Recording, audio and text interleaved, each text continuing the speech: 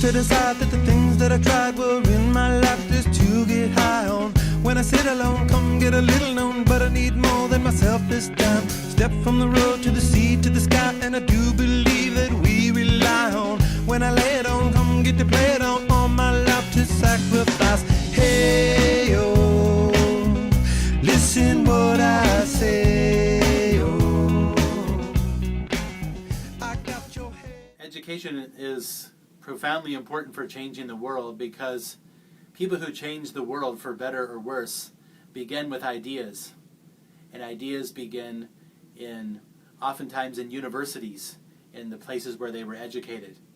I think of China's Mao, who got his ideas about Marxism in Paris when he was a young man, and went on to put them into effect as a world leader, mostly in a destructive fashion. Yet in the course that I taught, The Politics of Reconciliation, we also looked at Nelson Mandela, who believed deeply in forgiveness and loving his enemies, and became one of the great leaders of the 20th century. These also were ideas that he gained during his childhood at a Christian school that he went to. So sometimes as a professor, one can feel very obscure and maybe removed from the stage, but when you think about the way that ideas have changed the minds of students, and now students go on to change the world, this can be very powerful. Come back and hey, oh, look at what I say, oh. The more I see, the less I know, the more I like to let it go. Hey, oh, whoa, whoa. Deep beneath the cover of another perfect wonder, where it's so white as snow, privately divided by a world so undecided, and there's nowhere to go.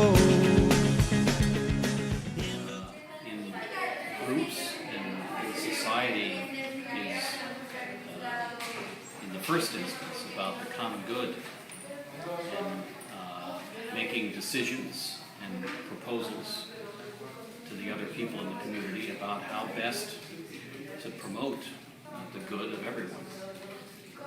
So the first thing that's necessary for leadership is the virtue of prudence, which is a virtue that has to do with making practical decisions with a view to the common good.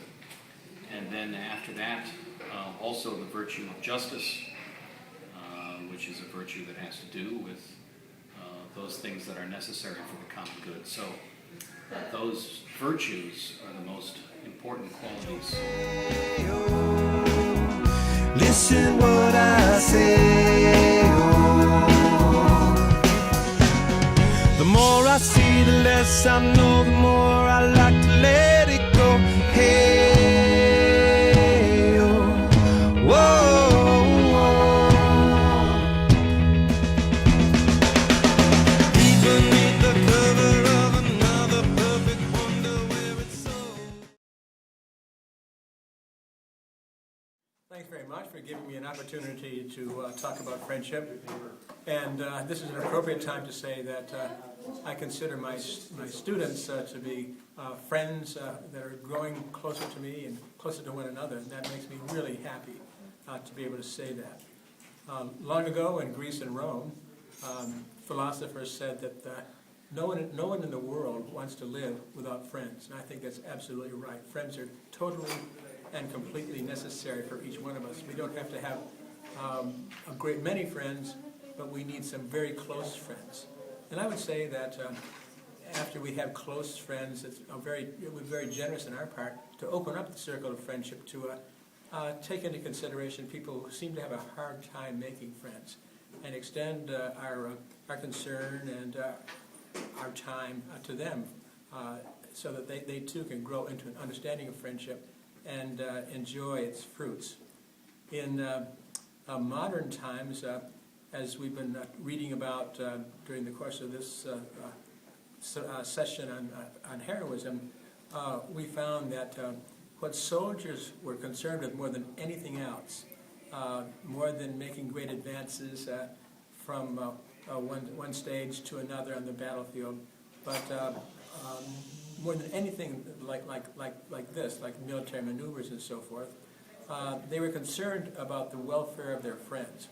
And eventually they began to realize, after they had been friends in war for a long time, that it was for their friends that they had the most concern, the most desire to care for them, the most desire to make the most precious gift that they had been given in their military service, with one another, and to take care of one another.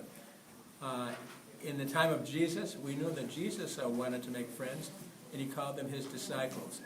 One of the most encouraging things that Jesus ever said was, "I no longer call you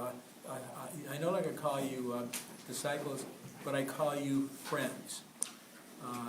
And it has been said by a medieval philosopher that if we can make friends with other human beings, we can surely make friends with God, who holds out his arms to draw us into his heart and into his heart's desire that we be closer and closer and friends to him.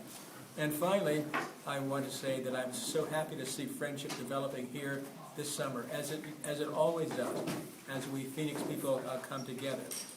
And as I've said more than once, I think, this session, we have three pillars for the Institute. One, as you know, is leadership, one is education, one is friendship. And all the people who've been in the Phoenix Institute, the staff, faculty, students, we've all realized that education is more important than anything else, more important than grades, more important than any of the other things that we do as we get together. So I wish you throughout your lives to have close friends, and I'm very happy that I have had the opportunity to begin to make friends with you. God bless you all.